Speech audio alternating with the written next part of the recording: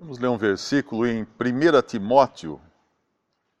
1 Timóteo, capítulo 6, versículo 5. Contendas de homens corruptos de entendimento e privados da verdade, cuidando que a piedade seja causa de ganho.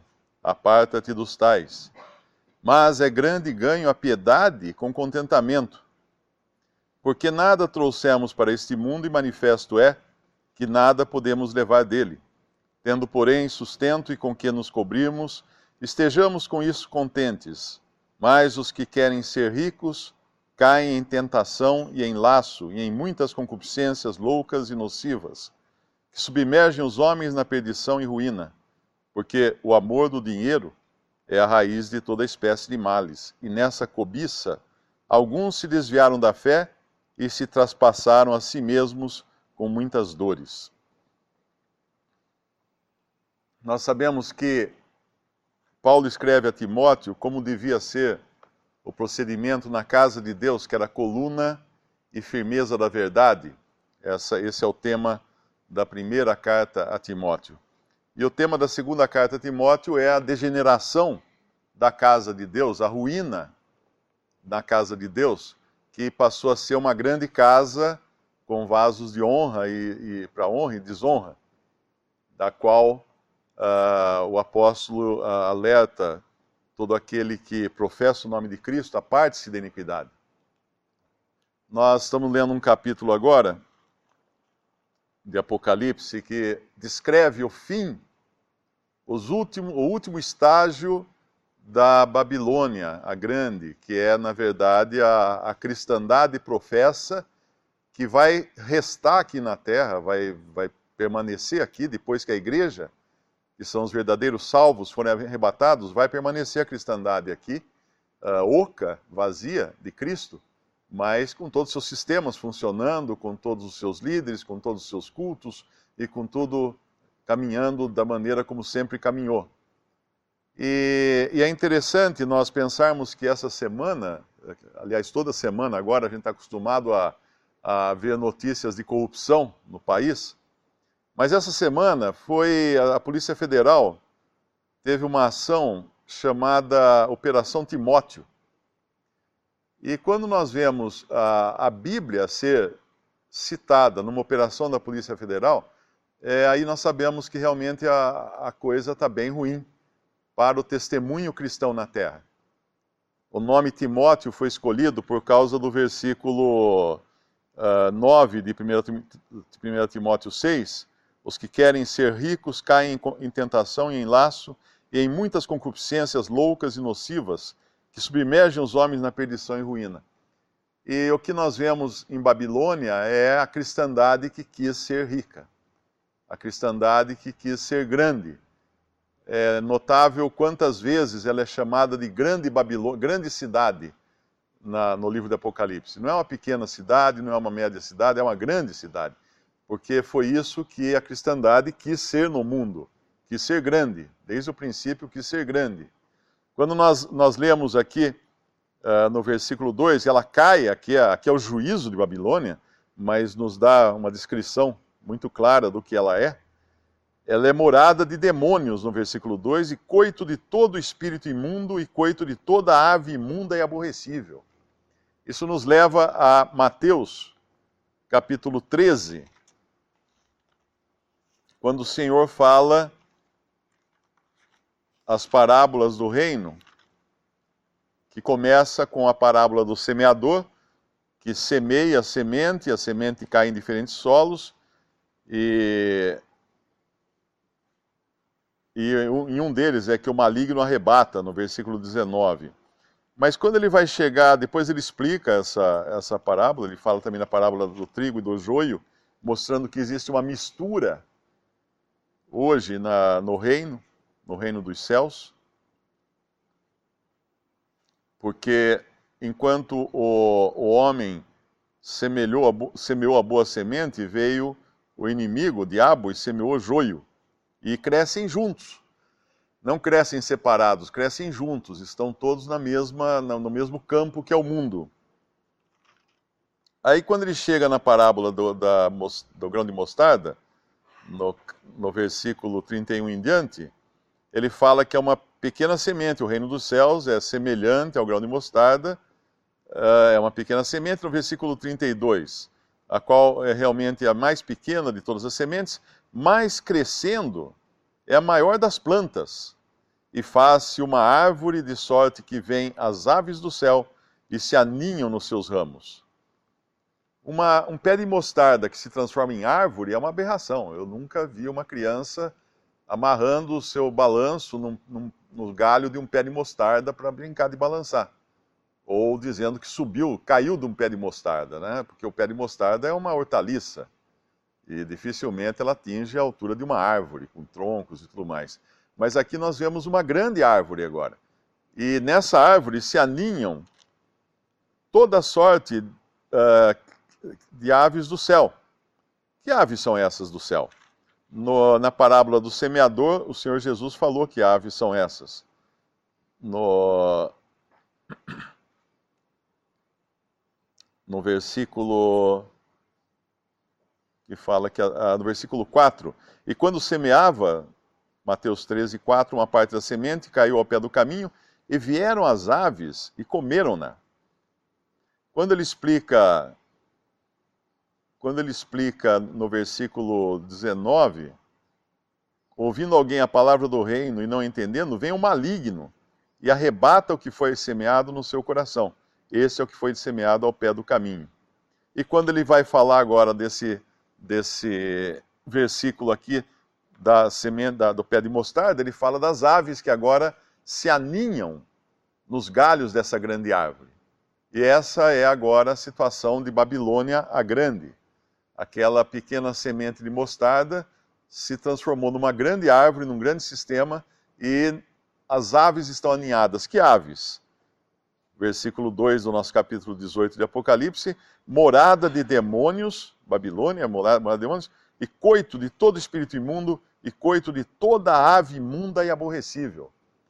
Então, nós podemos deduzir que a cristandade hoje, e ela vai piorar cada vez mais, ela não apenas é algo maligno no seu desvio, né, por ter desviado da verdade, mas ela abriga demônios.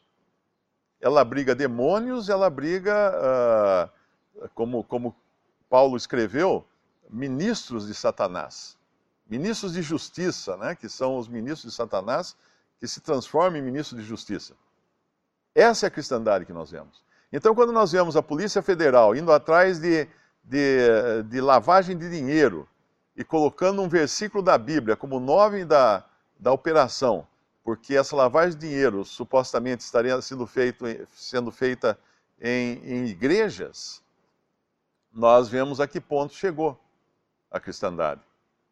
Teve até no Twitter um líder religioso indignado, mostrando toda a sua indignação porque a sua reputação foi manchada pelo seu nome ter sido envolvido com essa operação da Polícia Federal. E aí eu pergunto, que reputação tem o crente que possa ser manchada, a não ser a reputação de pecador? Um pecador que foi salvo por Cristo e que não tem nada a defender além de Cristo, né?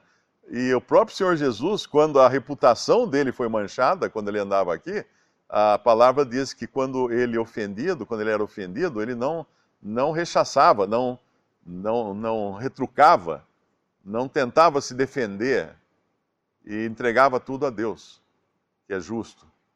E aqui nessa Babilônia, a gente vê que o que atuou nela desde o princípio foi o desejo do homem, do ser humano, de ser grande.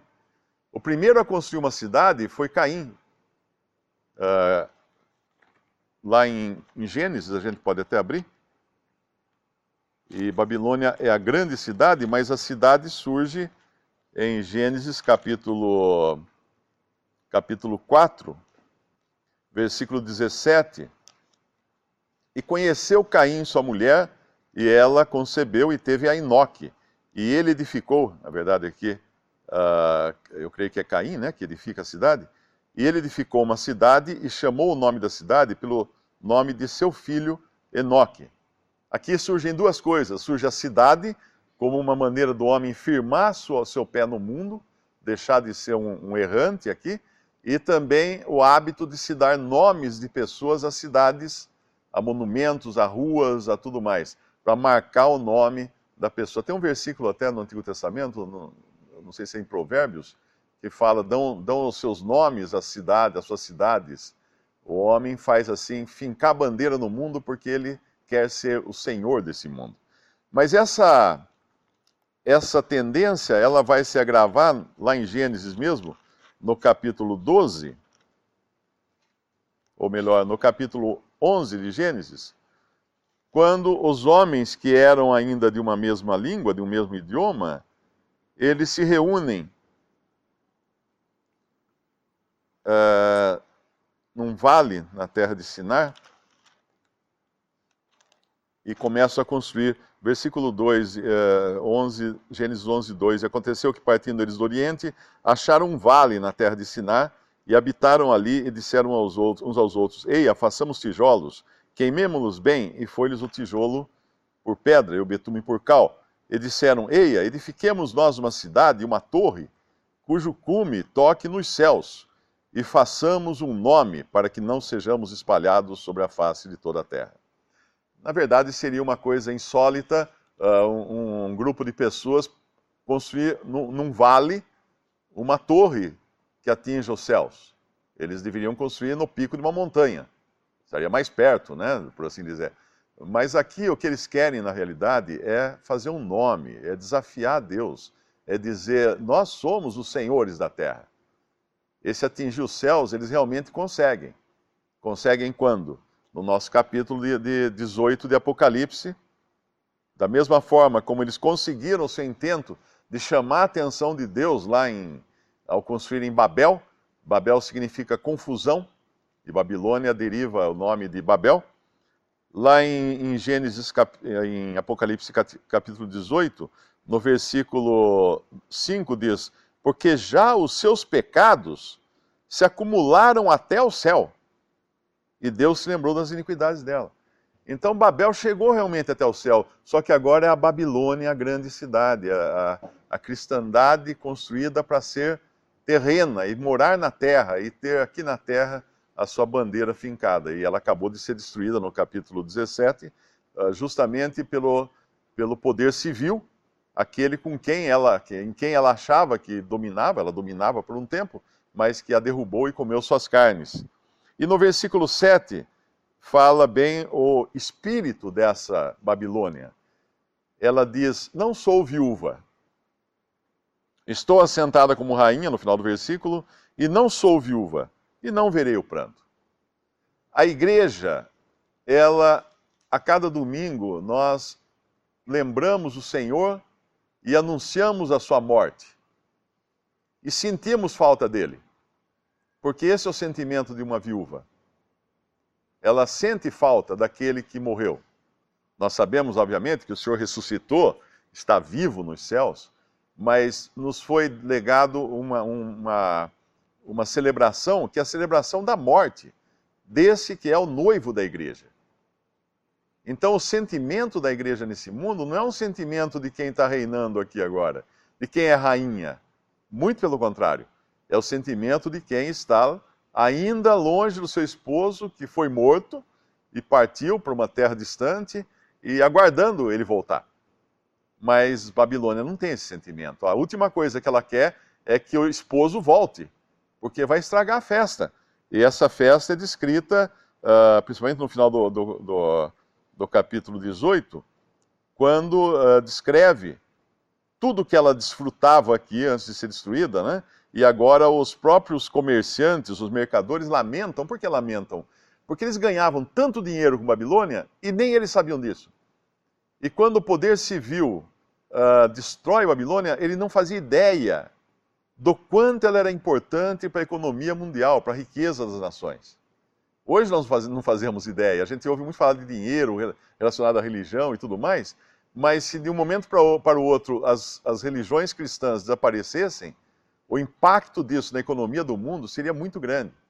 E é justamente isso que ela, no versículo 22, nos fala de músicos, arpistas, flauteiros, trombeteiros, Depois, isso é o prazer da música, não é?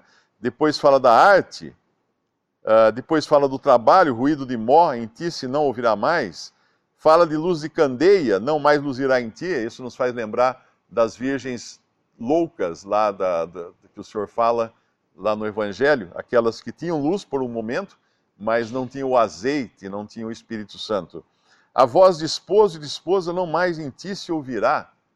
Nós sabemos que até o fim haverá quem casa e dá em casamento. É interessante nós vermos a religião cristã muito associada a essa questão do matrimônio. E o sonho de todo jovem, de toda jovem, é casar na igreja, né? Tem sempre aquele sonho, aquela fantasia, aquela mística toda do casamento na igreja. Não mais se ouvirá a voz de esposo e de esposa.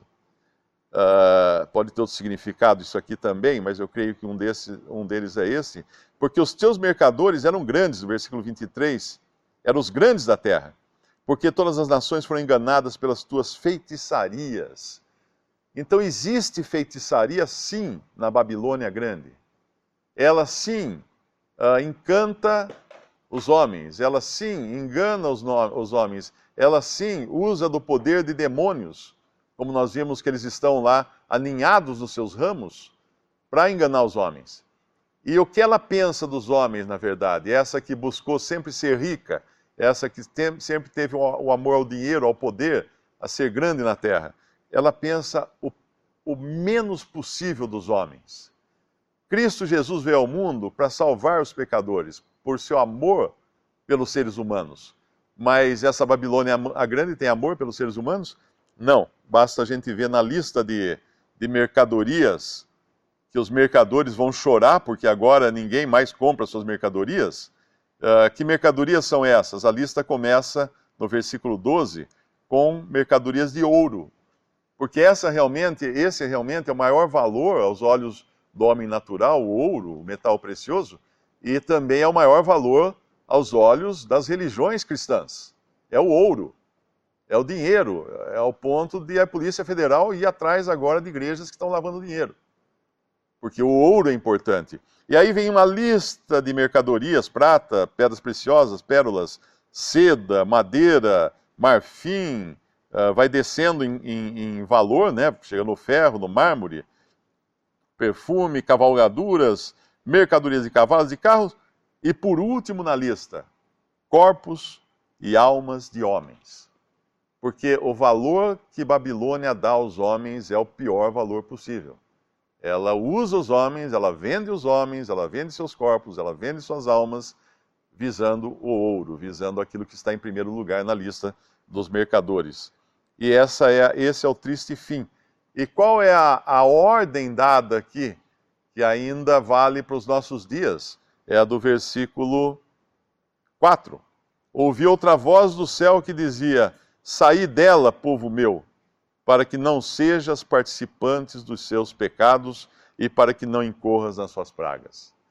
A associação a qualquer coisa que seja voltada ao ganho material nesse mundo, em nome da religião, é iniquidade, é corrupção, é até crime, né? Como a gente já está vendo hoje nos jornais, é até crime.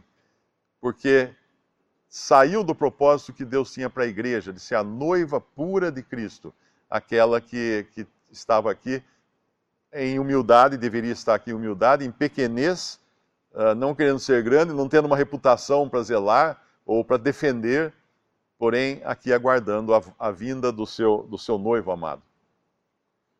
Somente um detalhe sobre a grande Babilônia, no versículo 5 do capítulo 17 de Apocalipse 5:17, e na sua testa estava escrito o nome: Mistério, a grande Babilônia e mãe das prostituições e abominações da terra. E vi que a mulher estava embriagada do sangue dos santos e do sangue das testemunhas de Jesus. E vendo-a eu, maravilhei-me com grande admiração. Aqui usa esse nome, a grande Babilônia. É o seu aspecto religioso, por isso que João se admira de ver que ela está embriagada, né, culpada do sangue dos santos e das testemunhas de Jesus. E no capítulo 18, então, esse é o aspecto religioso que nós vemos no capítulo 17, né, que João está admirado de ver, porque aquilo que era para dar, salvar, ser os santos, acaba sendo culpada da morte deles. E no capítulo 18, está nos falando mais do seu aspecto comercial, a influência dessa Babilônia, né, mística. Claro que não é a Babilônia realmente como aquela que Nabucodonosor fundou, né, mas é Roma. E ele está dizendo, no versículo 2 do nosso capítulo, e clamou fortemente com grande voz, dizendo: caiu, caiu a grande Babilônia. E tudo que nosso irmão explicou sobre o que é a briga, né, essa grande Babilônia. Então, quando se fala dessa Babilônia corrupta, quer no aspecto religioso, quer político, está nos falando, né, da Babilônia, tanto da falsa igreja como na sua influência no comércio mundial. Daí no capítulo 21, nós temos uma coisa que poderia contradizer o que eu estou dizendo, mas é uma questão de tradução. O capítulo 21 de Apocalipse, no versículo 10, e levou-me em espírito a um grande e alto monte e mostrou-me a grande cidade. Essa grande aqui, o Darby traduz como santa. Mostrou-me a santa cidade, a santa Jerusalém, que de Deus descia do céu. Então, aqui nos fala da santa cidade, em contraste quando se fala da Babilônia corrupta, né, como grande. A igreja nunca é tratada como grande, mas sim como a verdadeira igreja, né? Assim como santa, a santa cidade de Jerusalém. E é interessante isso porque nos mostra, né, o contraste de tudo aquilo que é do mundo com aquilo que verdadeiramente é de Cristo aqui na terra. A igreja nunca foi para tomar um lugar grande aqui neste mundo. Tornou-se essa enorme árvore, né? Mas esse não é o propósito de Deus. O reino dos céus, ele envolve tudo isso, essa grande coisa, grande árvore, cabe muitos debaixo das suas sombras, mas a igreja mesmo em si é sempre uma coisa pequena e que não tem tanta influência aqui no mundo, a verdadeira igreja. Então esse contraste, né, é visto também aqui em Apocalipse, em várias passagens. A gente está vendo aqui no capítulo 18, onde vai acabar isso tudo que a gente está vivendo hoje. As pessoas em busca de vitória, bens, pedras preciosas, pérolas. E talvez o lado precioso para a gente é no livro dos princípios. Aqui a gente está vendo o fim das coisas. E no livro dos princípios, vamos abrir lá em Gênesis 15. Quando as pessoas buscam tanto bens, e aqui em Gênesis 15, versículo 1, é a primeira vez que aparece na Bíblia a palavra galardão. Depois dessas coisas veio a palavra do Senhor a Abrão em visão, dizendo: não temas, Abrão, eu sou o teu escudo, o teu grandíssimo galardão. Isso é Gênesis 15. Agora a gente está vendo em Apocalipse 18, onde vai acabar tudo isso. Como a gente trocou ao longo da história, o galardão de Deus, diretamente dele, de ser cuidado por ele, de não temer, para isso aqui, ó, mercadorias de ouro, prata, pedras preciosas. Ou seja, o plano inicial de Deus não era esse, nunca foi. Na descrição de Babilônia e também do seu aspecto romano, que o irmão citou também no capítulo anterior, é claro que existem muitas evidências até demais, de estar relacionado a Roma e a igreja romana, que sempre se declarou como sendo a igreja, a noiva de Cristo. Aquela que, obviamente, se assenta em luxo, em espécie, sempre dominou sobre as nações, sobre os reis, coroou reis e continua coroando reis também até hoje. Essa Roma dos papas e tudo mais. Mas é sempre bom lembrar, porque antes que algum protestante fique contente com isso, que lá em Apocalipse capítulo 2, quando a gente lê das 7 cartas no seu sentido profético, nós vamos encontrar na 4ª carta de Tiatira, a partir do versículo 18, realmente o período de Roma, da Igreja Católica Romana, que se estende até os tempos atuais, e contra a qual foi dito no versículo 21, dei-lhe tempo para que se arrependesse de sua prostituição, e não se arrependeu. Eis que a porei numa cama sobre os que adulteram, e sobre os que adulteram com ela virá a grande tribulação, se não se arrependerem das suas obras. Então isso aqui já Deus havia previsto um juízo sobre esse falso testemunho da igreja. Mas o que nós conhecemos por protestantismo, que tem seu início no capítulo 3 e é representado pela igreja de Sardo, não escapa disso também, porque no que é dito à igreja de Tiatira, tem uma citação no versículo 23. Ferirei de morte a seus filhos. Eu acho que tem alguma tradução que fala suas filhas, se não me engano. Porque, na realidade, todo o sistema religioso da Reforma protestante é decorrente da Igreja Romana, da Igreja Católica. Foi uma reforma para tentar reformar a Igreja Católica e, como não conseguiram, se pulverizaram, então, em diferentes seitas e denominações e igrejas que são filhos, são satélites de Roma. E a tendência é que esses filhos sempre se aproximem mais, porque os objetivos são os mesmos, não é? Como nós vimos lá em Babilônia grande, é de ser rica, de ser poderosa na terra, e esse também é o objetivo de grande parte da cristandade hoje, independente de que linha doutrinária ela siga, de ter nome na terra, de ser lembrados pelos seus nomes, pelos nomes dos seus grandes. Lá no nosso capítulo 18, no versículo 23, aqui está falando dos mercadores de Babilônia. Porque os teus mercadores eram os grandes da terra. Aqui está falando de homens grandes, homens poderosos, homens com poder de mudar governos, homens com poder de influenciar na política, na economia, poder de declarar guerra. Esses homens estão onde? Estão na grande Babilônia.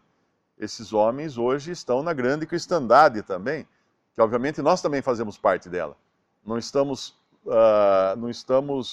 imunes a essa corrupção que se abateu sobre todo o testemunho cristão na terra. Mas sempre esse foi o objetivo, ser grande, ser grande. Basta alguém ir a alguma igreja, chamada igreja, né, de homens, para ver o quanto a personalidade é exaltada.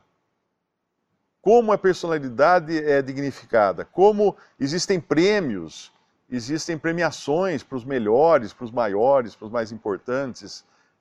Nada disso nós vemos na sã doutrina.